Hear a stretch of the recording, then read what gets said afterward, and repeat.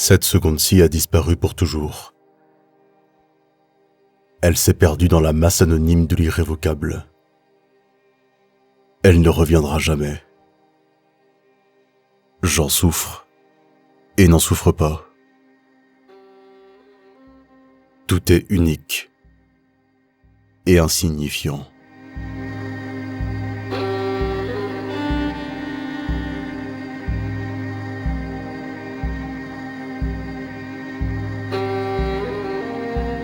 Exister est un phénomène colossal qui n'a aucun sens.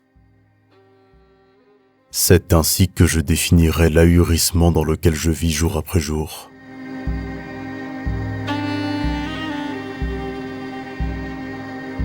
Dévorer biographie après biographie pour mieux se persuader de l'aquabon de n'importe quelle entreprise, de n'importe quelle destinée.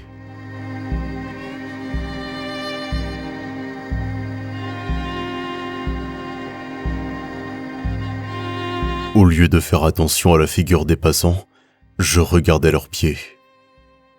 Et tous ces agités se réduisaient à des pas qui se précipitaient... vers quoi? Et il me parut clair que notre mission était de frôler la poussière en quête d'un mystère dépourvu de sérieux.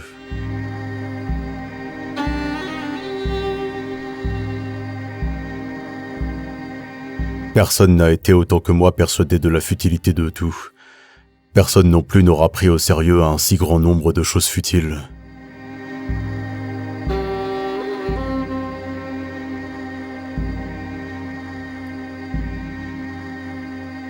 Le même sentiment d'inappartenance, de jeu inutile, où que j'aille. Je feins de m'intéresser à ce qui ne m'importe guère, je me trémousse par automatisme ou par charité, sans jamais être dans le coup, sans jamais être quelque part. Ce qui m'attire est ailleurs, et cet ailleurs je ne sais ce qu'il est.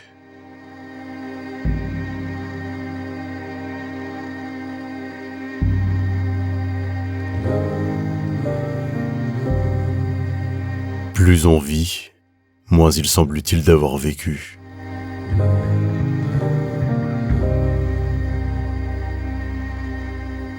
Je rêve d'un confesseur idéal, à qui tout dire, tout avouer. Je rêve d'un saint blasé.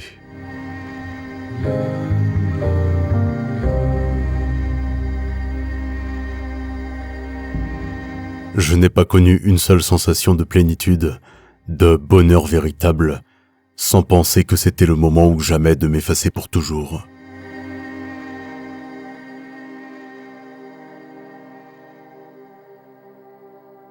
Le sérieux n'entre pas dans la définition de l'existence. Le tragique, oui, parce qu'il implique une idée d'aventure, de désastre gratuit, alors que le sérieux postule un but. Or, la grande originalité de l'existence est de n'en comporter aucun.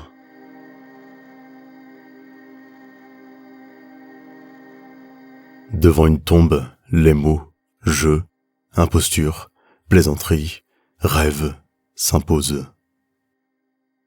Impossible de penser qu'exister soit un phénomène sérieux. Certitude d'une tricherie au départ, à la base. On devrait marquer au fronton des cimetières: rien n'est tragique, tout est irréel.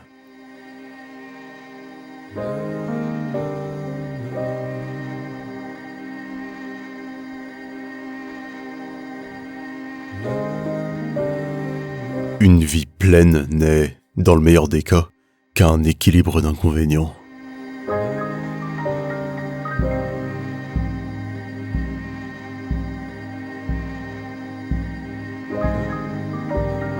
On ne s'entretient avec profit qu'avec les emballés qui ont cessé de l'être, avec les ex-naïfs. Calmez enfin, ils ont fait, de gré ou de force, le pas décisif vers la connaissance. Cette version impersonnelle de la déception.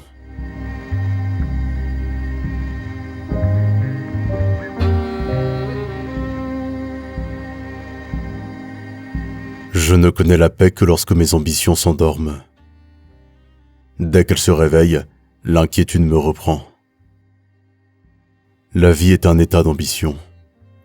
La taupe qui creuse ses couloirs est ambitieuse. L'ambition est en effet partout, et on en voit les traces jusque sur le visage des morts.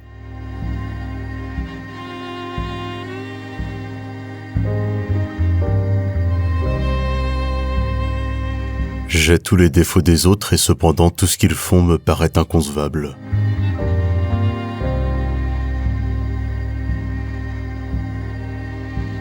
La lucidité n'extirpe pas le désir de vivre, tant s'en faut. Elle rend seulement impropre à la vie.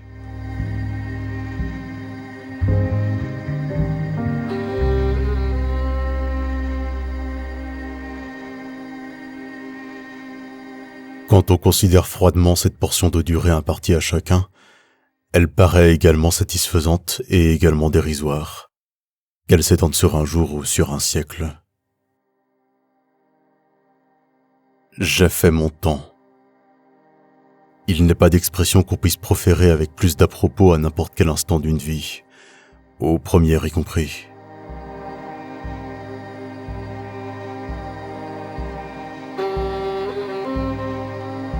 Les vagues se mettraient-elles à réfléchir, elles croiraient qu'elles avancent, qu'elles ont un but, qu'elles progressent, qu'elles travaillent pour le bien de la mer, et elles ne manqueraient pas d'élaborer une philosophie aussi niaise que leurs ailes.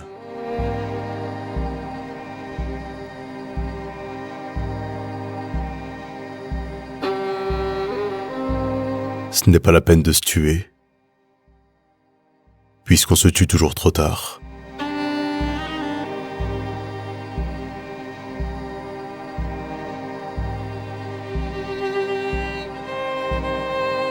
Plus on progresse en âge, plus on court après les honneurs. Peut-être même la vanité n'est-elle jamais plus active qu'aux approches de la tombe. On s'agrippe à des riens pour ne pas s'aviser de ce qu'ils recouvrent. On trompe le néant par quelque chose de plus nul encore.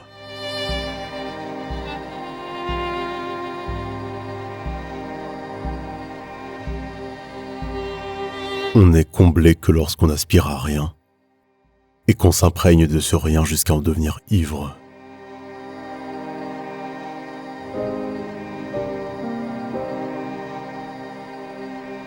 Le fait que la vie n'ait aucun sens est une raison de vivre. La seule du reste.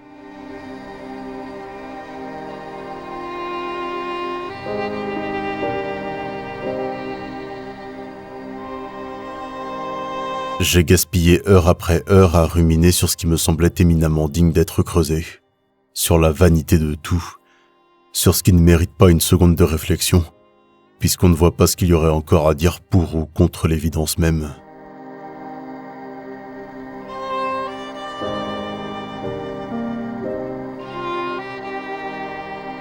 Satiété.